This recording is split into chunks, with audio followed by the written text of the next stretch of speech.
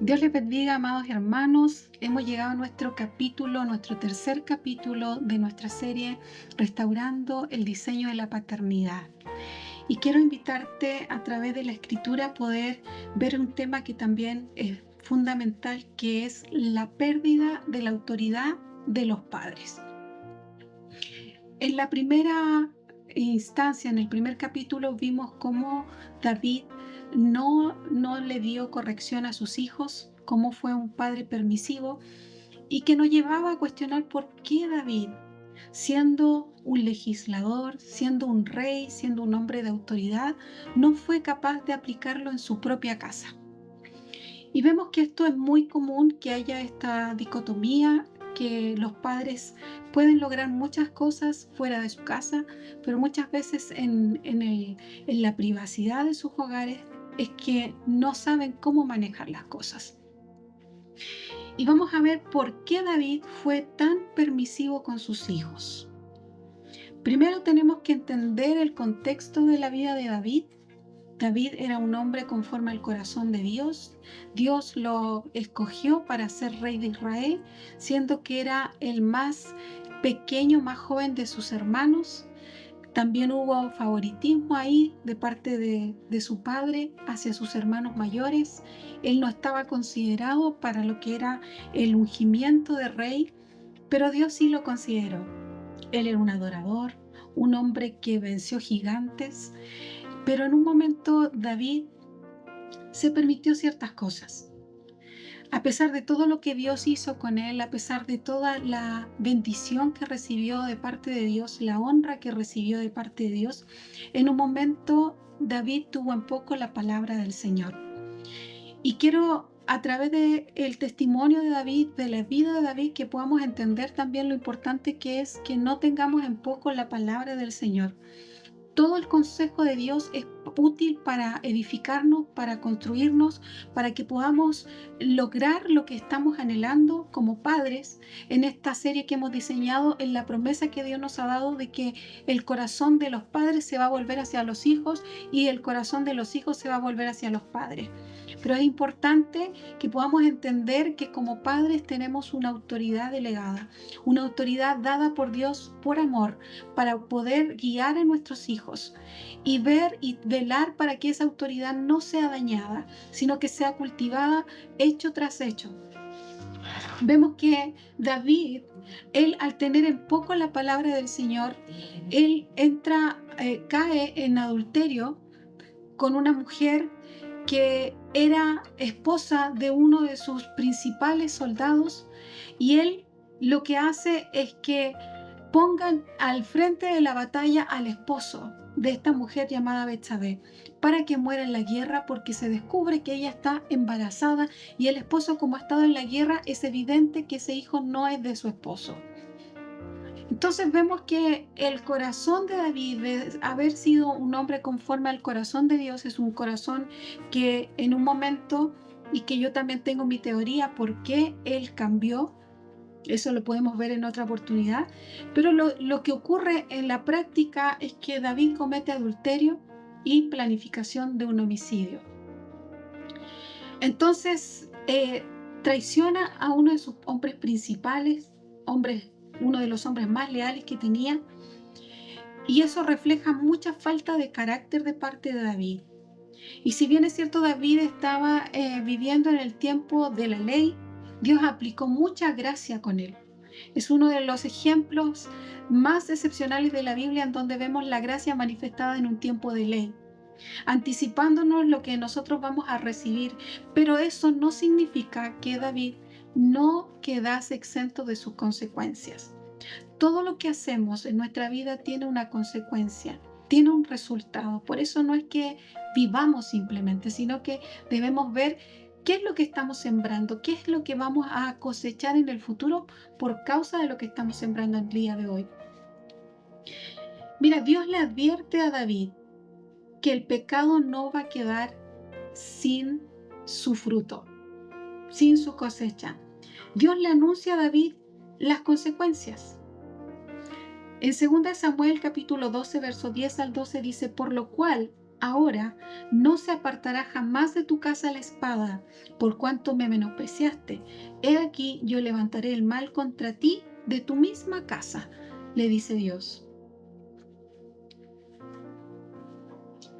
Aquí vemos que Dios perdona a David porque él mismo salió de su boca, dice, cuando el profeta lo confronta, él dice, este hombre es digno de muerte. Y el profeta Natán le dice, este hombre eres tú. Hasta ese momento David no había asimilado de que el profeta, al ejemplo que le estaba dando, se estaba refiriendo a él mismo. Porque el pecado muchas veces nos hace conformarnos, nos hace no ver el error. Pero Dios perdona aun cuando no elimina las consecuencias.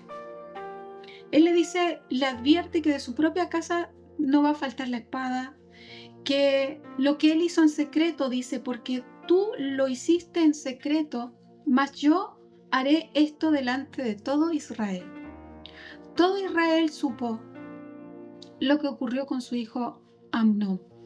Todo Israel supo de la conspiración de Absalón, de cómo también tomaron y violaron las esposas, las concubinas de David, para hacerse aborrecible delante de los ojos de su padre.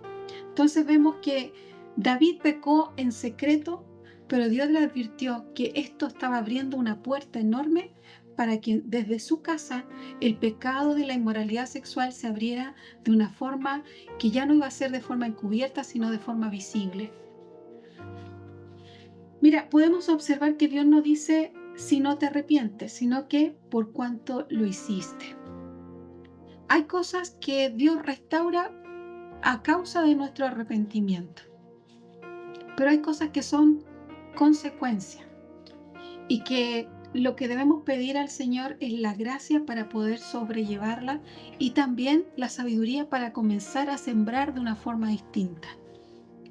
Si tú sembraste papa, en el tiempo de la papa tú vas a cosechar papa.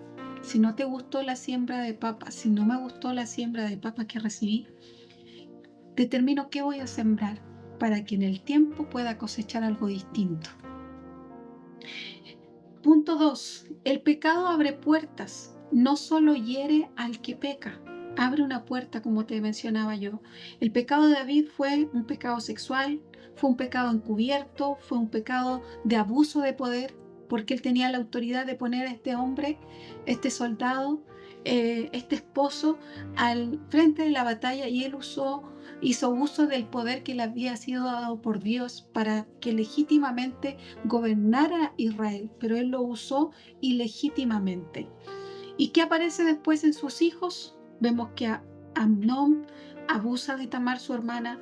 Hay un encubrimiento y silencio de esto y un uso de violencia en el poder por parte de Absalón. Absalón conspira contra él, eso lo puedes encontrar en la escritura también. Por ejemplo, lo que ocurre con Amnón, cuando lo hablamos en el primer capítulo, está en 2 de Samuel, capítulo 13, del verso 1 al 14, y él imita este patrón de David al tener un deseo desordenado, al manipular la situación. Cuando invita a su hermana a la casa haciéndose pasar por enfermo, genera toda una maquinación este hijo, y esta violencia y el desprecio posterior de su hermana. Vemos que el pecado siempre va a estar en cadena y una vez que se desata no hay cómo detenerlo. Por eso es importante que consideremos nuestros caminos y las decisiones que tomamos a diario. También vemos el caso de Absalón, el patrón que se da en Absalón. Lo encontramos en 2 de Samuel, capítulo 13, verso del 28 al 29. Vemos que Absalón planifica el herir a Amnón, y dice que espera el momento oportuno para generar esta venganza. Él espera 2 años, y cuando ya todo supuestamente estaba más calmado de la violación de su hermana, él planifica y espera el momento para derramar la sangre de Amnón. Porque el pecado no enseñado ni tratado se vuelve un modelo.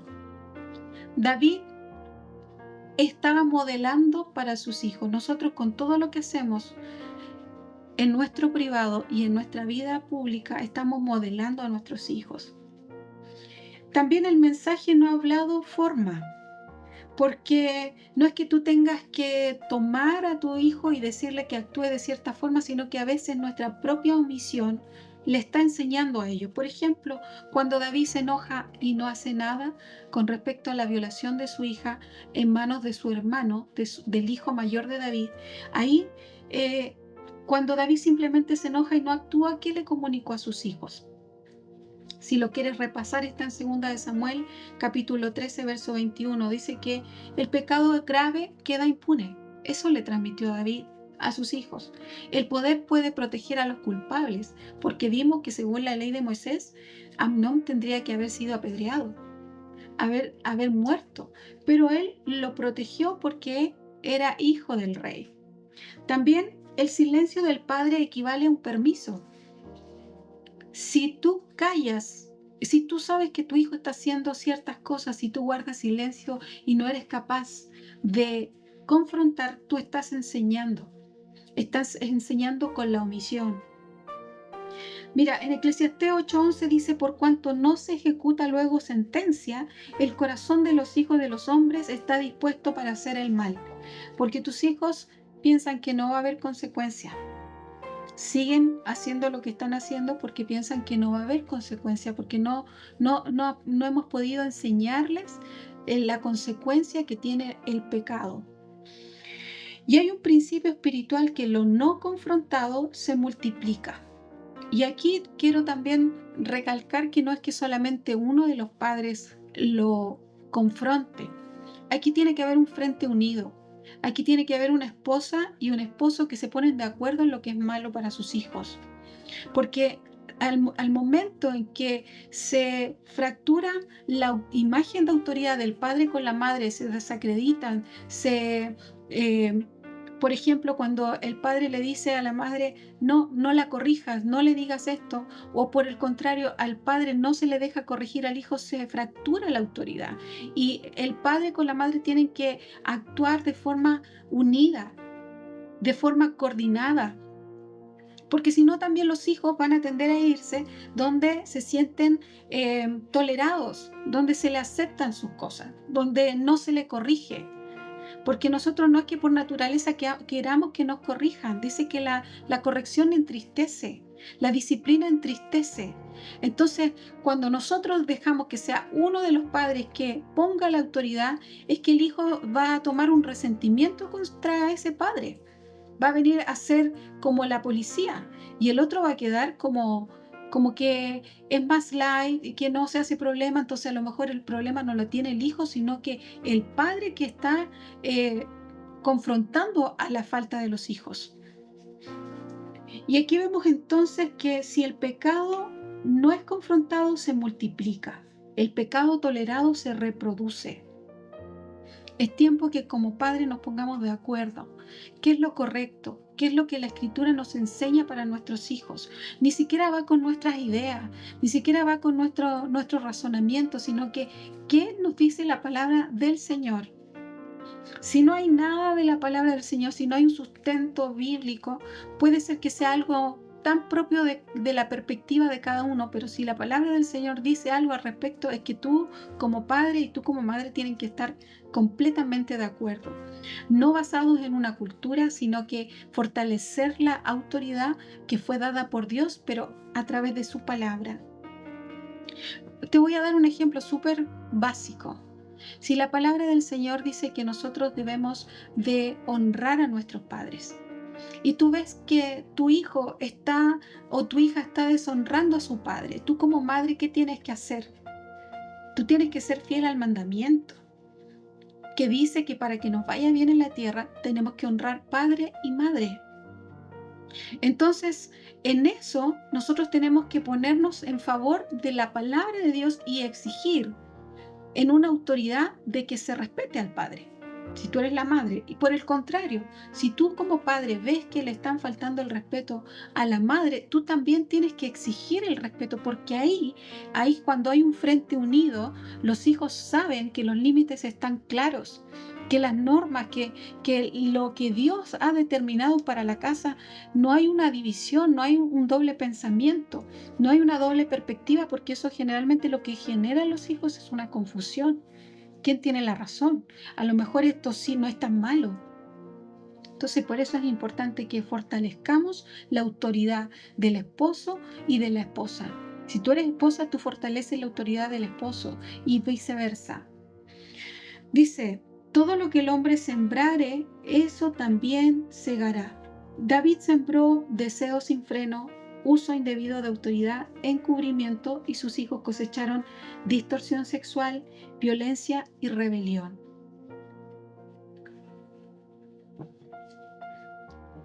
Vamos a ver la conexión directa con la paternidad.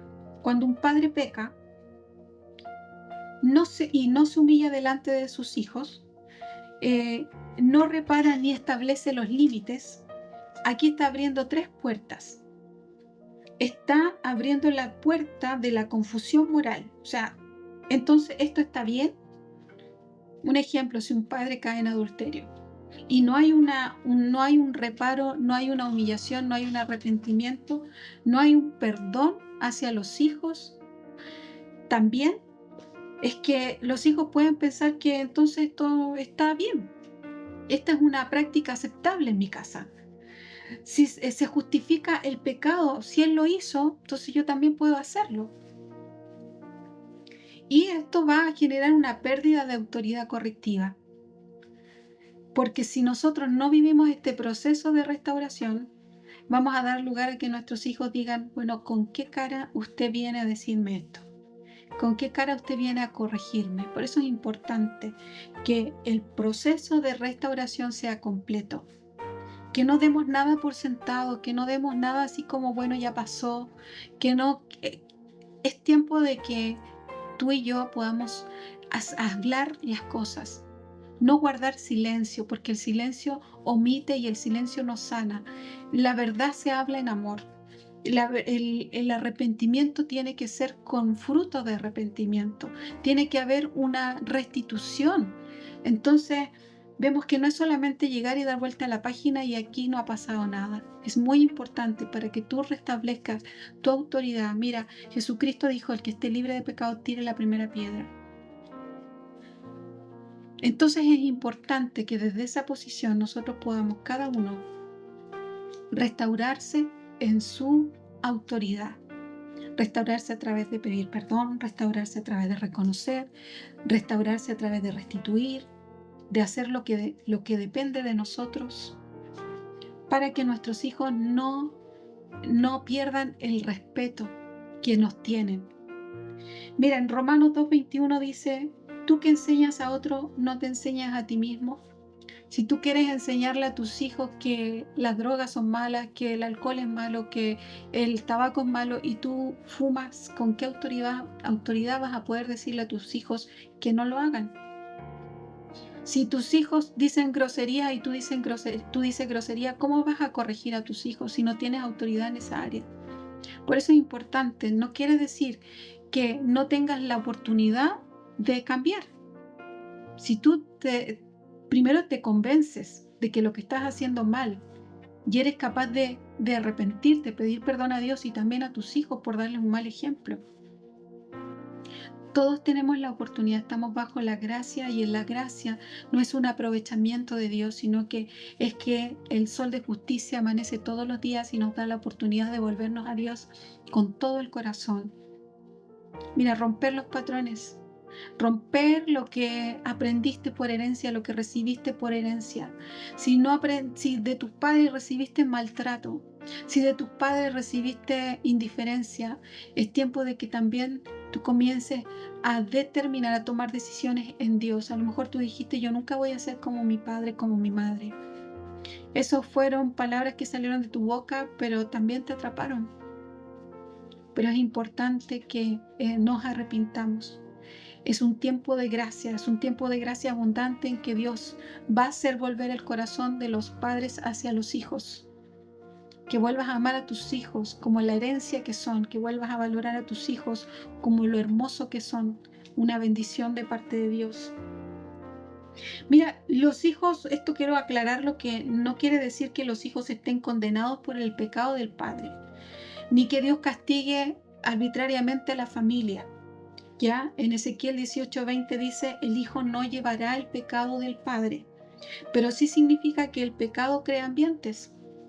O sea, si tú cometes pecado, tú estás generando una atmósfera de pecado, un ambiente de pecado, y los ambientes influyen en los hijos. Están en procesos formativos. El hombre madura más tarde que la mujer. Entonces es importante qué ejemplo le estamos enseñando y dando a nuestros hijos. El hijo dice, no llevará el pecado del padre, pero sí el pecado crea ambientes y los ambientes influyen en las decisiones. Vamos a ver la pérdida de la autoridad moral. Después de su pecado con Betsabé y el asesinato de Urías, David quedó marcado por culpa y vergüenza. Esta falta de integridad personal lo hizo menos firme al corregir a sus hijos. Un padre que no se siente limpio ante Dios tiende a evitar confrontar el pecado en casa. Por eso es importante. Esta serie ha sido muy enfocada en los padres, más que en los hijos.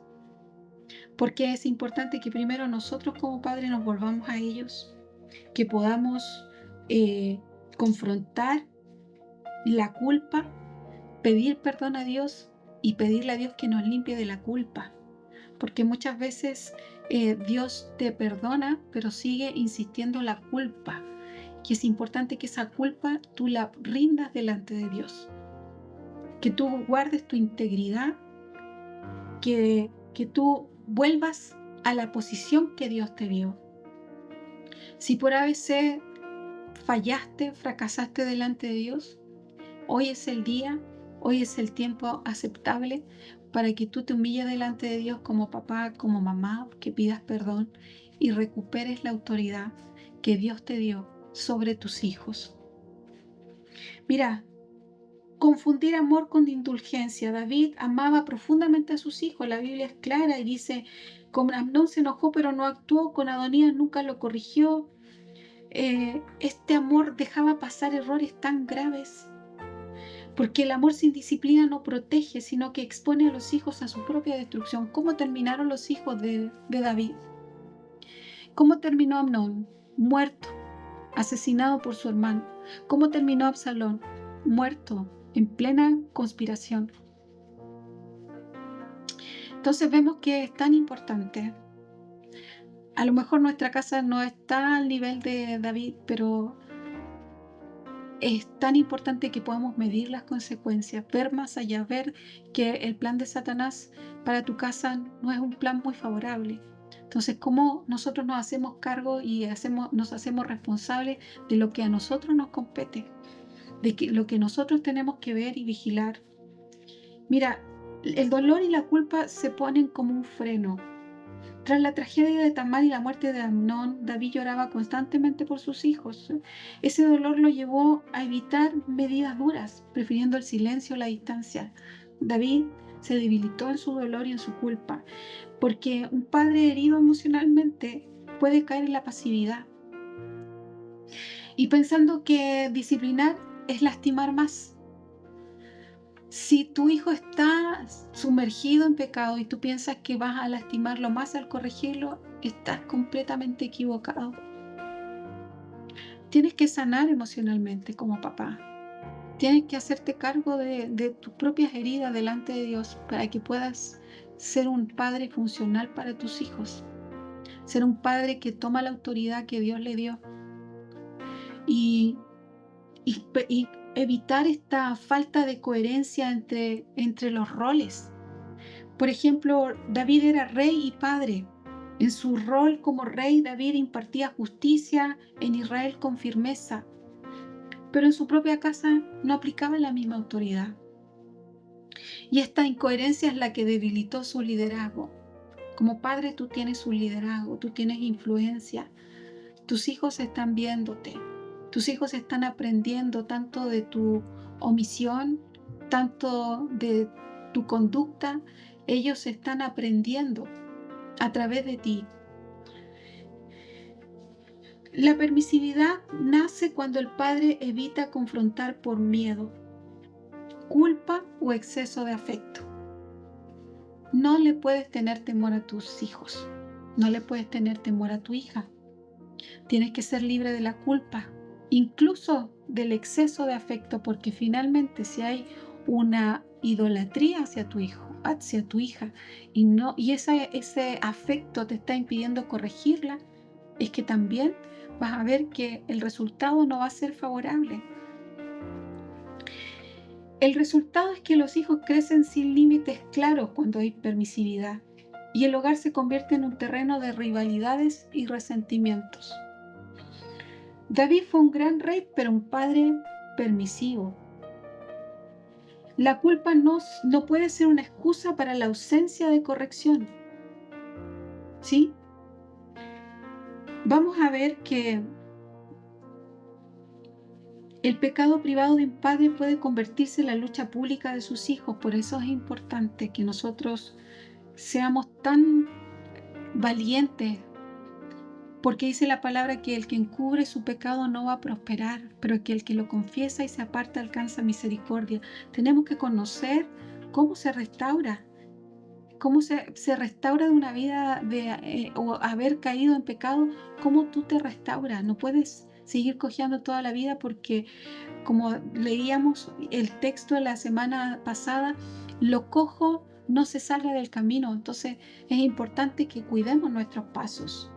Y vamos a ver ahora los fundamentos bíblicos de la autoridad de los padres. Esta autoridad ha sido delegada por Dios. En Efesios 6:4 enseña que los padres deben criar a sus hijos en disciplina y amonestación del Señor. La autoridad no es propia. Esta autoridad ha sido recibida para formar en el camino de Dios. Ser ejemplo de amor sacrificial en 1 Corintios 13 muestra que el amor verdadero es paciente y busca el bien del otro. La autoridad cristiana se ejerce desde ese amor, de un amor sacrificial, de un amor que está mirando por el otro. La disciplina es una expresión de cuidado. En Hebreos 12:6 dice que el Señor disciplina al que ama. O sea, si tú amas a tus hijos, tienes que disciplinarlos, tienes que corregirlos. Y tiene que haber una coherencia con el testimonio. En Deuteronomio capítulo 6, versos 6 al 7 manda a los padres a enseñar la palabra cuando estén en casa, andando por el camino, al acostarse, al levantarse, porque la autoridad se observa en la vida diaria, no solo en lo que tú puedas decir, no solo en tus palabras, sino que en el día a día, cuando te levantas, cuando te acuestas, ahí tú estás ejerciendo tu autoridad con la coherencia en tu testimonio. Vamos a ver algunos rasgos de padres con autoridad saludable en Cristo, porque esta autoridad ha sido delegada y ha sido recibida por Cristo. Es firme pero con ternura. Corrige sin violencia, pero con claridad y constancia. Lo que es malo hoy día, mañana también es malo. No cambia según la moda, sino que se mantiene firme como la palabra del Señor se mantiene firme. Tiene que haber claridad, tiene que haber firmeza. Tiene que haber guía espiritual, orar con tus hijos, orar por ellos, enseñarles la palabra, modelarles una fe auténtica. Cuéntale tus testimonios, cuéntale tus experiencias con Dios, porque ellos también van a desear vivir lo mismo y se van a abrir a Dios. A veces les contamos a todo el mundo el testimonio, todo el mundo sabe lo que Dios ha hecho con nosotros, pero con nuestros hijos, ellos son los primeros que deben recibir el testimonio de lo que Dios ha hecho en nosotros. También el rasgo de padres con autoridad saludable es que sirven y son ejemplo. Lideran sirviendo como Cristo lavó los pies de sus discípulos. También tiene esperanza y visión, transmiten con propósito y dirección para que los hijos descubran su identidad en Cristo. Tienes que ayudar a tus hijos a perseverar en el camino que Dios les ha trazado a ellos. Dice, instruye al niño en su camino, en su carrera, y cuando fuese viejo no se apartará de ella. Desde la perspectiva cristiana, la base está en el mandato divino y busca reflejar el carácter de Dios. Ahí está orientada la autoridad. La motivación de la autoridad dada por Dios a los padres está motivada por amor, para formarlos espiritualmente y para dejarles un legado eterno. También el método que la Biblia habla es la disciplina, la enseñanza bíblica y el ejemplo. ¿Y cuál va a ser el resultado? Tener hijos responsables y discípulos de Cristo. Entonces, es tiempo de recuperar tu autoridad. Es tiempo de que recuperemos nuestra autoridad. No solo Dios nos dio autoridad contra serpientes y escorpiones y toda fuerza del maligno, sino que nos dio autoridad y liderazgo para guiar a nuestros hijos en amor, en servicio. Así que hoy te animo, vamos a orar. Señor, gracias, porque tu palabra es fiel, tu palabra es verdadera, tu palabra nos edifica, tu palabra nos direcciona. Y tú sabes, Señor, el corazón y conoces el corazón de tus hijos.